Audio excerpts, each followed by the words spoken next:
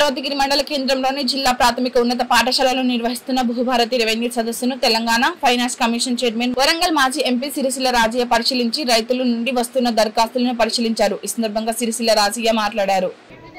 స్థానిక ఎంఆర్ఓ గారికి వారి సిబ్బందికి ఈ మండలానికి రైతు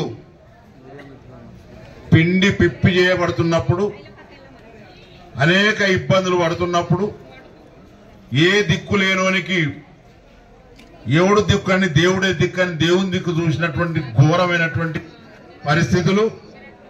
దాని పేరు ధరణి. దానికి సమస్య పరిష్కారానికి ఎంఆర్ఓకి ఏం లేదు, కలెక్టర్కి ఏమి లేదు, ఆర్డీఓకి ఏమి లేదు.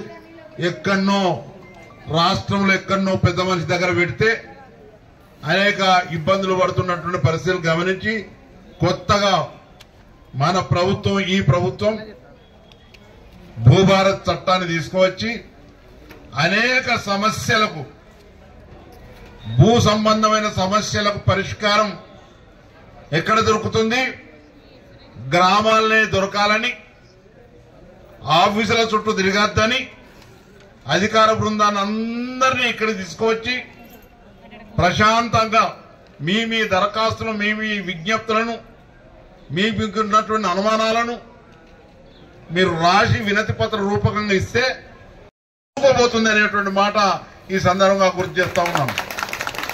ప్రభుత్వం ఉన్నది ప్రజల మేలు కొరకు, ప్రజల సౌకర్యం కొరకు, ప్రజలను ఇబ్బంది పెట్టడానికి కాదు. ప్రభుత్వం ప్రజలకు సేవకులు. మేమందరం మీకు సేవకులుగా పనిచేయాలి, మీకు ఆయుధాలుగా పనిచేయాలి. మీకు తెలియని వాళ్లకు తెలిసిన వాళ్ళకు అందరికీ ఒక దారి చూపించే క్రమంలో మేము వెళ్లాల్సిన అవసరం ఉంది. సమస్య ఉంది, సమస్యకు పరిష్కారం లేని సమస్య లేదు ఈ దేశంలో. ఆ పరిష్కారాన్ని వెతికేటువంటి ప్రయత్నం జరుగుతూ ఉంది. ఇప్పుడు జరుగుతున్నటువంటి అనేక కార్యక్రమాల్లో మిస్సింగ్ నంబర్లున్నా అప్పుడు దిక్కు లేకుండా పట్టా నంబర్ ఉండి కూడా మిస్సింగ్ ఉంటే చెప్పుకునే నాదుడు లేడు, విండే నాదుడు లేడు. అలాంటి పరిస్థితి ఉండే ఈరోజు వాటికి కూడా పరిష్కారం చెప్తా ఉన్నారు. నంబర్ జంపింగ్ అయినా ఒకటి దగ్గర పడ్డా ఒకరికి అనవసరంగా పాస్బుక్ ఇవ్వబడి భూమి లేకున్న పాస్బుక్ ఇవ్వబడేది, భూమి దున్నుకుంటానికి ఏమైనా రాలేదు పాస్బుక్, అలాంటి వాటికి కూడా పరిష్కారం చూసే ప్రయత్నం జరుగుతూ ఉంది. లావోని పట్టాలకు కూడా పరిష్కారం చేయబడుతూ ఉంది. అట్లనే ఇందాక ఒక పిల్లవాడు చెప్తా ఉన్నాడు, మేము దున్నుకుంటున్నాం కానీ మాకు పట్ట లేదంటే అది ఏదో అసైన్ ల్యాండ్ అయి ఉంటుంది. అసైన్ ల్యాండ్లకు కావాల్సినటువంటి సౌకర్యం కూడా ఇందులో కల్పించినారు. అసైన్ ల్యాండ్లలో కూడా 2 రకాలు ఉన్నాయి. నాకు అసైన్ చేసింది సర్కారు బతుకుమని, పేదవాడిని కాబట్టి బతుకుమని నాకు అసైన్ చేస్తే నాకు దిక్కు మొక్కు లేక ఏదో పెళ్లికో పేరండానికో అనారోగ్యం పరిస్థితిలో నేను ఎవరికన్నా అమ్ముకున్నోడు ఇప్పుడు ఇబ్బంది పడుతున్నాడు. కాబట్టి వాటికి కూడా పరిష్కారం చేసేటువంటి పరిస్థితి ఉంది. కానీ కొన్న వాళ్ళు ఎవరైతే ఉన్నారో పేదోడైతే వాళ్ళకు చేస్తామని ఇప్పుడు మీ ముందటనే ఎంఆర్ఓ గారు హామీ ఇచ్చారు. కొన్నోళ్ళు పేదోళ్ళై ఉండాలి. నాలాంటి ధనికుడు కొంటే పేదోని భూమి వారి అవసరం కోసం, అని అక్కర కోసం పెళ్లికో పేరండానికో అనారోగ్యానికో అమ్ముకుంటే నేను దాన్ని అవకాశంగా తీసుకొని ఆసరా తీసుకొని ఆ పేదరికం ఆసరా తీసుకొని నేను కోరుకుంటే అది నాకు చెందాలా చెందద్దా? నాకు 1000 ఎకరాలు 100 ఎకరాలు ఉన్నది, చెందద్దు. అమ్ముకున్నావా లేదా? నువ్వు అమ్ముకున్నావు.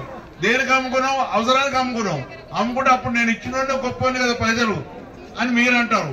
అయినా కానీ పేదోడైతే ఇస్తాము, ధనికుడు అయితే ఇడిచిపెట్టు బిడ్డ, ఎందుకు తీసుకున్నావు, దానికి ఎట్లుండదో నీకు ఆలోచన చేయమని చెప్పేటువంటి చట్టాన్ని తీసుకొచ్చింది ఈ ప్రభుత్వం అనేటువంటి మాట ఈ సందర్భంగా గర్వంగా చెప్తా ఉన్నాం. అదే రకంగా ఇంకా వేరే కారణాలతో పట్టాలు కాని వాళ్ళు ఇప్పుడు అసైన్ భూములలో ఒక డేట్ ఇచ్చిండ్రు. ఆ డేట్ ప్రకారం దరఖాస్తు పెట్టుకున్నాయి, ఇప్పుడు అవుతాయి. కానీ ఆ డేట్ తర్వాత దరఖాస్తు పెట్టుకోలేదు, అప్పుడు మర్చిపోయినామంటే వాటికి తప్పకుండా మళ్ళీ ఇప్పుడు దరఖాస్తు పెట్టండి, దానికి సర్కారు ఆలోచన చేస్తుంది, మళ్ళీ ఒక డేట్ ఇచ్చి అవి చేస్తుంది. కానీ మీరు భయపడవలసిన అవసరం లేదు అనేటువంటి మాట సందర్భంగా వాళ్ళకి అయింది మాకు కాలేదని రందిపడకండి. ఇక్కడ ఉన్నాం మేమందరం. ఇక్కడ నేను అందుబాటులో లేకపోవచ్చు, శ్రీనివాస్ అందుబాటులో ఉంటాడు, ఇంకా ఎంఆర్ఓ అందుబాటులో ఉంటాడు, అనిల్ కుమార్ అందుబాటులో ఉంటాడు. ఏది సమస్య ఉన్నా పరిష్కారం వెతుకటానికే సర్కారు ఉన్నది అనేటువంటి నమ్మకాన్ని, దృఢమైనటువంటి నమ్మకాన్ని మీరు ఉంచుకోవాల్సిందిగా నేను విజ్ఞప్తి చేస్తా ఉన్నాను. అదే రకంగా ఇంకే రకమైన సమస్య ఉన్నా కానీ పరిష్కారం చేయడానికి ప్రయత్నం జరుగుతుంది అనేటువంటి మాట తెలియజేస్తా ఉన్నాను. ఏ సమస్య అయినా భూమి లేనిది భూమి దున్నంది మేము రూపాయలు తినం, ఎవలమైన రూపాయలు తినం. పంట వండాలి, అందులో వచ్చిన గింజలే మనం తినాలి. కాబట్టి రైతు సంక్షేమాన్ని మనం దృష్టిలో పెట్టుకొని రైతును ఆనందంగా ఉంచినాడే, రైతును ఆహ్లాదకరంగా ఉంచినాడే, రైతును ఆరోగ్యకరంగా ఉంచినాడే ఈ దేశంకు తిండి గింజలు దొరుకుతాయి. బిజినెస్ చేసినోడు బిజినెస్ బంద్ చేయొచ్చు, లాభం రాలేదని. హోటల్ పెట్టినోడు బంద్ చేయొచ్చు, లాభం రాలేదని.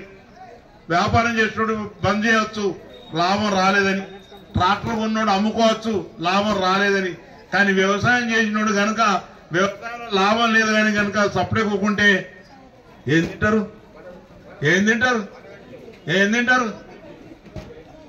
పాపం రైతు అనేక రకాల కష్టపడి శ్రమపడి పండిస్తా ఉన్నాడు. ఈ దేశానికి వెన్నెముక రైతు అని చెప్పినప్పటికీ కూడా వాళ్ళను గట్టిగా ఉంచవలసిన అవసరం